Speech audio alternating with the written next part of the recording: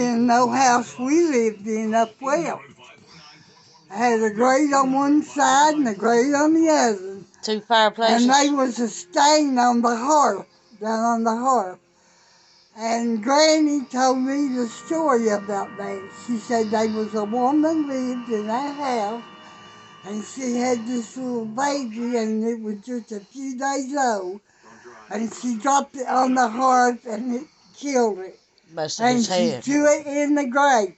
She threw it in the grate? And sealed the grate up, and it stayed there for a long time until these people moved in that house. Yeah, I heard it was used. Found it. They heard crying, didn't they? Yeah. And, the house supposedly, everybody that moved there, they heard crying. Yeah. And then they happened to be redoing the fireplace, and they found the baby's bones. Yeah, and found the bones. And what happened to the woman? They put her in a asylum.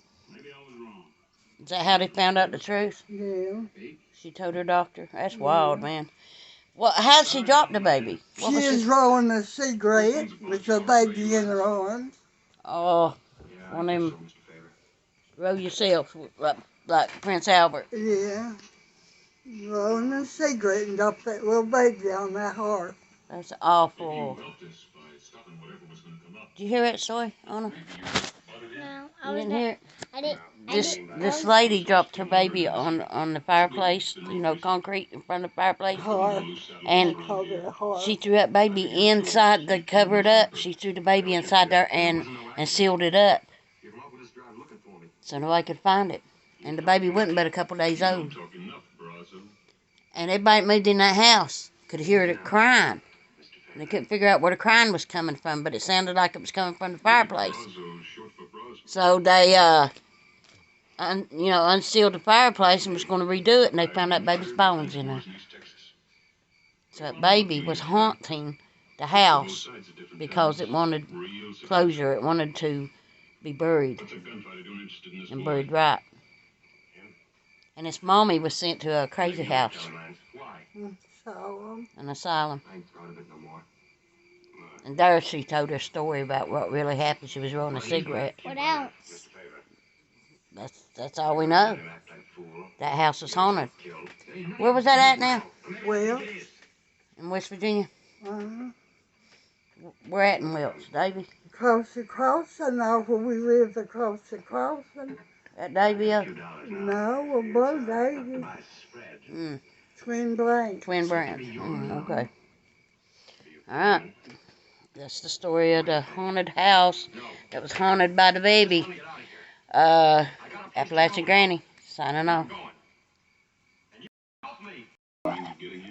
Dad and Joe hung up an oak quilt over their line. They was missing some chickens from the hen house. Chickens, and they had no durable ball shotgun. And they was gonna find out what was getting their chickens that night. They closed the gate that night, and in walks an old black cat.